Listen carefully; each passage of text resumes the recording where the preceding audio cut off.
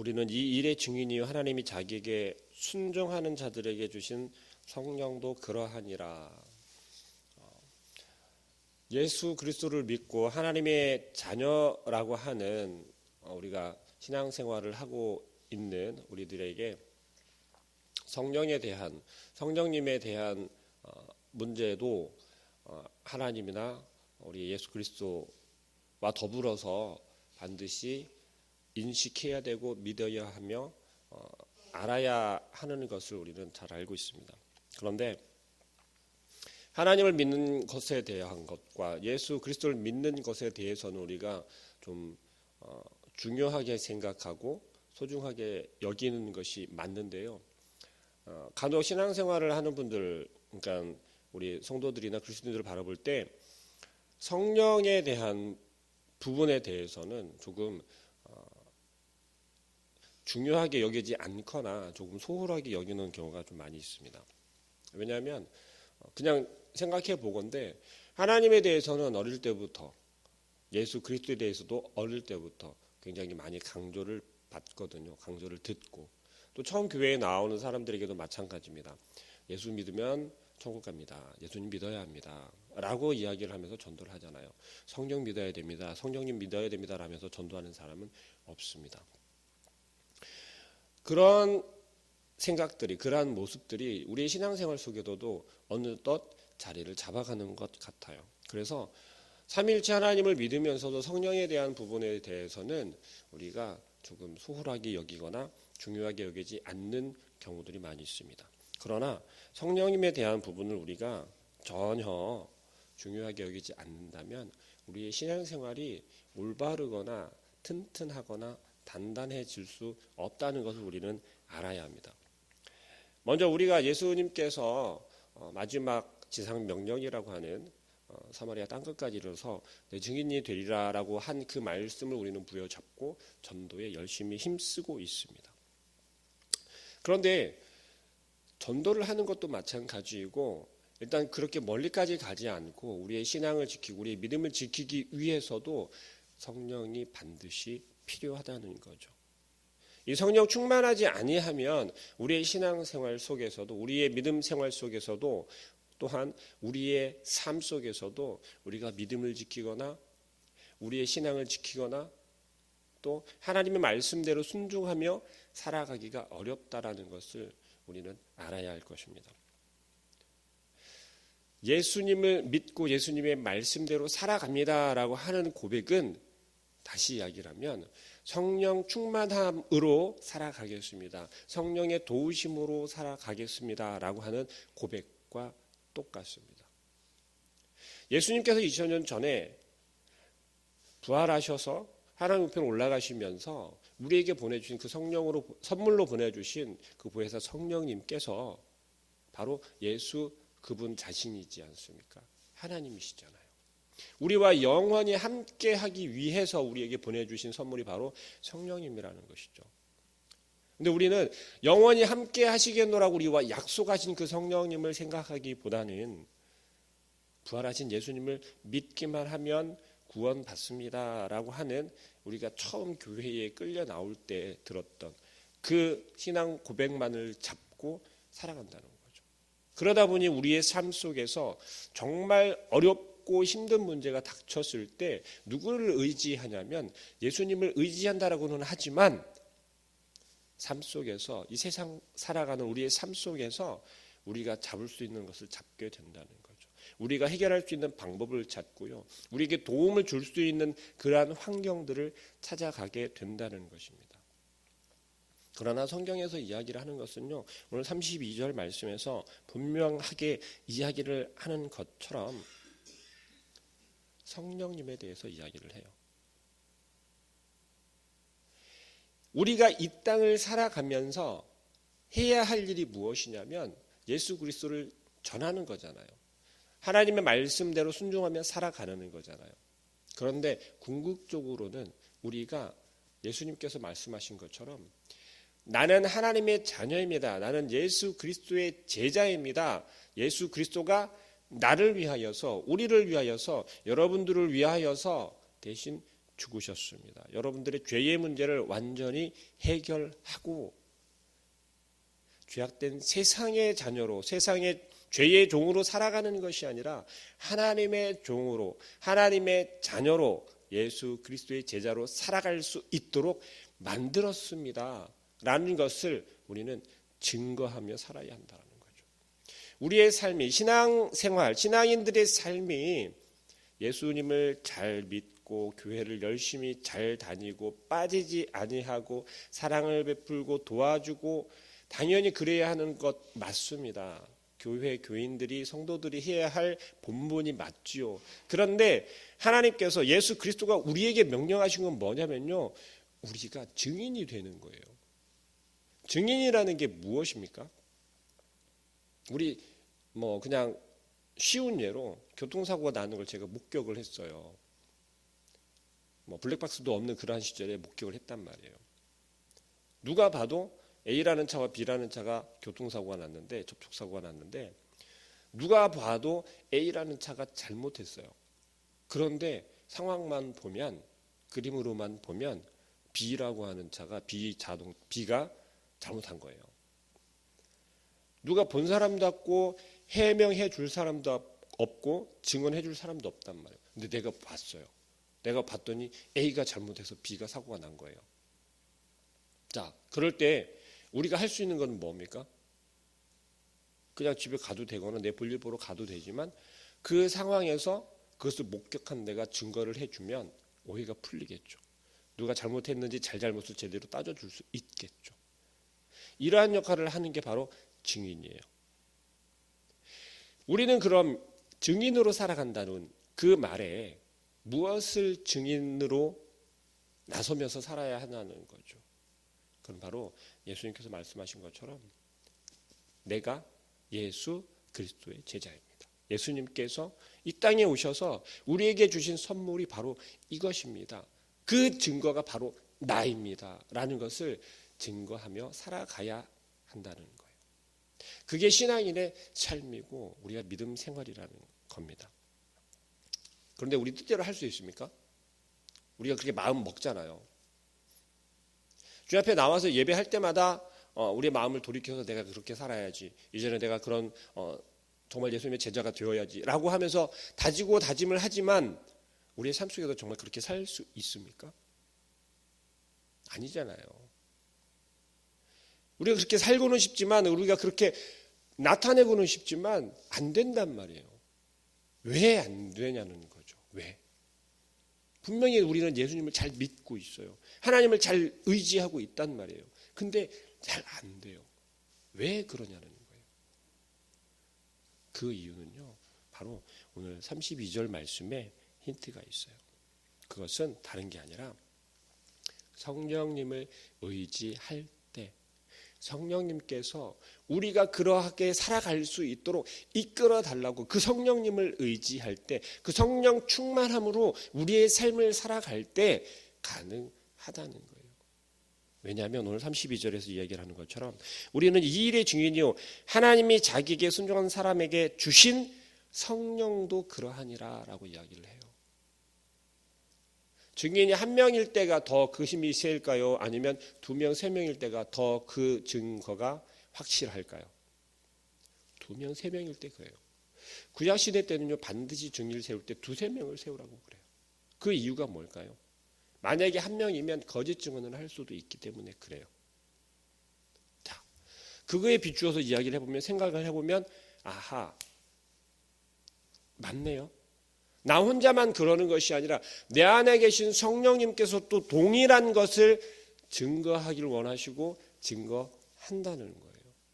우리의 삶에서 내가 하나님의 자녀라는 것을 나 혼자만 스스로 나타내고 증거하고 이야기하는 것이 아니라 우리 안에 계신 성령님께서도 나는 하나님의 자녀라는 것을 증거하고 있고 나타내고 계신다는 거예요. 그 성령님을 의지할 때, 그 성령 충만함으로 우리의 삶을 살아갈 때 우리는 진정으로 그리스도인의 제자답게, 하나님의 자녀답게 살아갈 수 있다는 것입니다. 우리 그 성령 충만함을 혹시 구해 본 적이 있으신가요? 우리가 그 성령 충만함을 얻기를 원해 본 적이 있으신가요? 기도 시간에만, 아니면 어떤 특별한 집회 때만, 아니면 기도원에 갔을 때만, 아니면 수련회를 갔을 때만 우리가 그 성령님을 구합니까? 아니요. 매 순간순간마다 매일매일 우리는 성령 충만함을 구해야 한다는 거예요.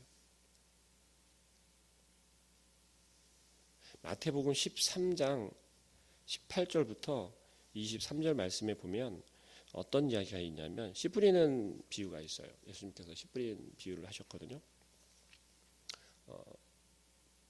돌밭에 떨어지고, 가시덤불 밭에 떨어지고, 길가에 떨어지고, 좋은 밭에 떨어지고. 우리가 너무 잘 알고 있는 말씀이잖아요. 그리고 또 너무너무 많이 인용되고 있는 비유란 말이죠. 여러분도 너무 잘 알고 계실 거예요. 그 씨 뿌리는 비유가 이야기하는 게 뭐죠?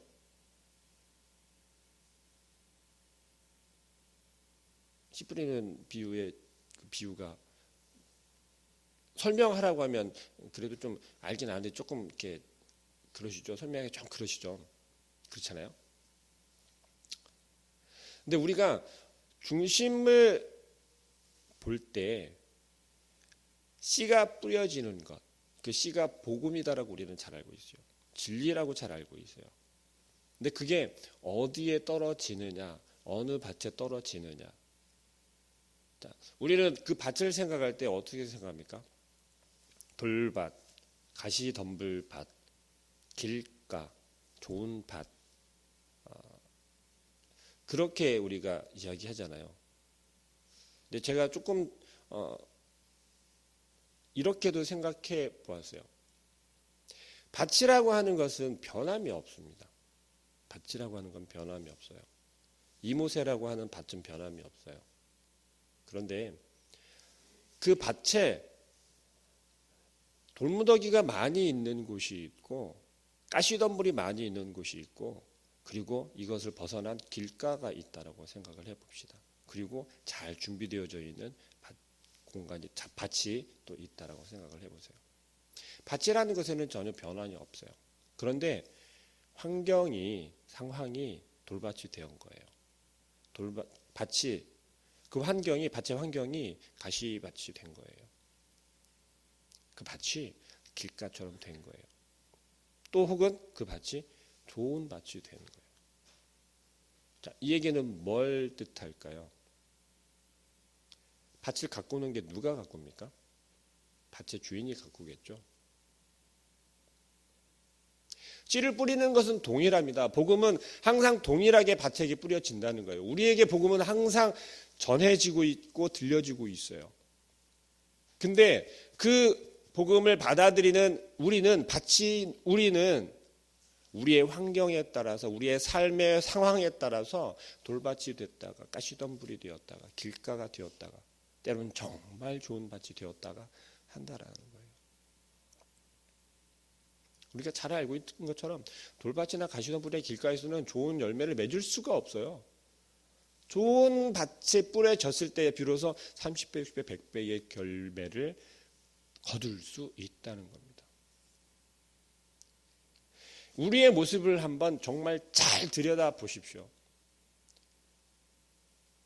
같은 공간에서, 보릿교회라고 하는 같은 공간 안에서 전해지는 복음의 씨앗은 동일해요.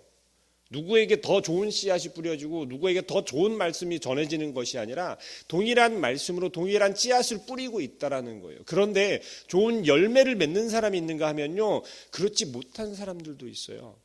또 어떤 사람들도 오히려 그 씨앗을, 좋은 씨앗을 받았는데도 불구하고 더 황폐해지는 그러한 밭도 있다라는 거예요. 도대체 그 이유가 뭐냐는 거예요. 그 이유가 뭐냐는 거예요. 우리에게 복음의 진리는 동일하게 전해지고 있다니까요. 뿌려지고 있다니까요. 그런데 정말 30배, 60배, 100배의 열매를 맺지 못하는 이유가 뭐냐고요.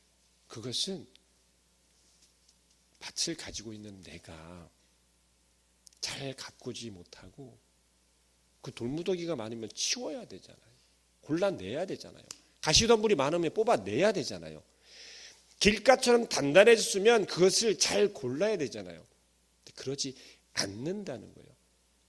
그게 왜 그러냐는 거죠. 그것은 바로 순종에 있습니다. 순종에 있어요.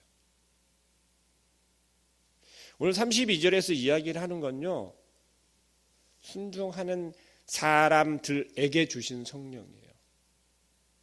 순종하는 사람들에게 주신. 순종이라는 것은요, 저는 이렇게 표현합니다. 우리 소년들한테도 이야기를 한 건데요. 우리가 순종이라고 하면요, 나름대로의 어떤 범주를 딱 정해놨어요. 쉽게 말하면 내가 할 수 있는 것과 그렇게 하지 못하는 것에 경계를 그어놨다라는 거예요. 순종에 대해서도. 상하 관계에 있을 때 그 관계를 성립하고 있는 계약 속에서의 순종과 그리고 그 계약을 벗어난 모든 것에 대한 순종을 우리는 구분을 해요. 왜냐하면 우리 직장을 다녀봤기 때문에 그래요. 직장 생활을 해봤기 때문에 직장 상사들에게는 우리는 그 직장에 출근을 했을 때 그 한계와 퇴근을 하고 나서의 나머지와, 근데 성경에서 이야기를 하고 있는 순종이라는 것은 과연 그러한 의미일까요? 하나님께서 요구하시는 순종이라는 게 그러한 것일까요? 아니요. 그렇지 않거든요. 순종이라고 하는 것은 우리의 모든 것을 다 사용해서 따르는 것이 순종이다라고 그렇게 청년들에게 이야기했습니다. 여러분들 한번 생각해 보시죠. 순종이라는 거, 할 수 있는 것은 하고 그렇지 못한 것은 하지 않고, 과연 그게 순종에 들어갈까요? 하나님이 정말 원하시는 성경에서 이야기를 하고 있는 순종이 맞을까요? 그렇지는 않다는 거죠. 만약에 그렇다라고 하면 예수님께서 우리를 위해서 십자가에 죽으실 이유가 없어요. 그렇잖아요. 고난 받으실 이유가 없어요. 설령 십자가에서 죽으셨다 하더라도. 그렇지만 예수님께서는 정말 피 한 방울까지 순종하신 거예요. 예수님께서 분명히 이 땅에 오신 이유가 주님께서 이 땅에 오셔서 헌신하고 희생하고 고난 받으신 것, 섬긴 것들을 우리에게 본을 보여주신 거예요. 나처럼 하라고, 이렇게 하라고, 하나님의 자녀는 이렇게 살아야 한다라고 본을 보여주셨단 말이에요. 그 본을 따른 게 제자들이잖아요. 그들도 실패하고 넘어졌어요. 그런데 다시 일어났단 말이죠. 다시 부여잡았다는 얘기죠. 우리에게도 요구하시는 것은 바로 그러한 순종인 줄 믿습니다. 그럴 때 우리의 삶 속에서 우리의 힘으로만 살아가는 것이 아니라, 우리의 힘으로만 예수 그리스도를 증거하는 것이 아니라 바로 성령 충만함으로 우리의 삶이 하나님의 자녀로서의 삶을 살아갈 수 있고 예수 그리스도의 제자된 삶을 살아갈 수 있다는 것입니다.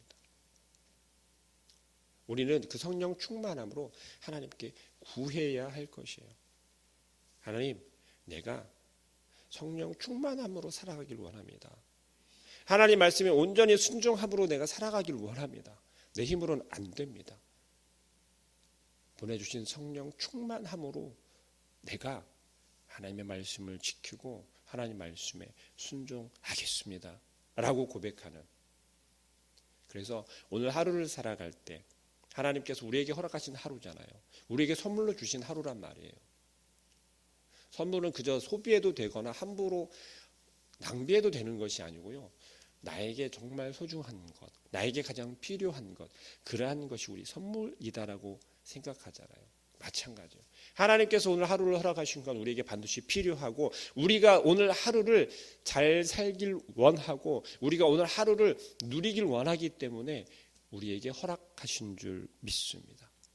그러면 그 하나님 말씀에 하나님 뜻에 순종함으로, 나의 힘으로는 안 되기 때문에 성령 충만함으로, 그 성령의 도우심으로 오늘 하루도 기쁨으로, 또 아버지 하나님께서 기뻐하실 만한 그러한 하루를 살아가는, 그래서 성령 충만함의 기쁨을 느낄 수 있는 우리 성도님들 되길 소망합니다. 함께 기도하겠습니다. 사랑하는 하나님, 하나님께서는 우리에게 말씀하시고 우리에게 예배하길 원하시지만 그 예배보다 하나님 말씀의 순종을 더 기뻐하시고 좋아하시는 줄을 믿습니다. 순종함에 예배를 드리며 또한 순종의 삶을 살며 그 가운데 성령 충만함을 구할 때 하나님께서는 우리에게 넘치게 하여 주시고 충만하게 하시는 줄을 믿사오니 오늘 하루를 허락하신 우리 아버지 하나님께서 우리에게 성령 충만함을 허락하시고 그 충만함을 통하여서 오늘 하루가 정말 하나님 보시기에도 기뻐하고 또 아버지 하나님께서 우리에게 이렇게 좋은 선물을 주셨으니 우리가 감사함으로 오늘 하루를 누리겠습니다. 오늘 하루를 승리하는 삶을 살겠습니다. 오늘 하루를 통하여서 우리의 기쁨 되시고 평안 되시는 하나님을 예수 그리스도를 증거하는 삶을 살겠습니다 라고 다짐하는 우리 모든 성도들 될 수 있도록 하여 주시고 또 우리 힘으로는 안 되오니 주님께서 더욱더 큰 힘을 허락하여 주시고 단단한 믿음도 허락하여 주시고 아버지 하나님께서 우리와 동행하시면 우리가 굳게 믿으며 오늘 하루를 살아갈 수 있도록 도와주시옵소서. 많은 기도의 제목들이 있습니다. 또한 많은 우리의 삶들 가운데 많은 해야 할 일들과 또한 문제들이 있습니다. 지혜를 허락하여 주시고 아버지 하나님의 자녀로서 예수 그리스도의 제자답게 잘 해결해 나아갈 수 있도록 지혜도 주시고 또한 헤쳐나아갈 수 있는 힘도 주시고 좌절하지 않고 주저앉지 않도록 더욱더 강건함으로 붙잡아 주시옵소서. 예수 그리스도의 이름으로 기도합니다. 아멘. 하늘에 계신 우리 아버지여, 이름이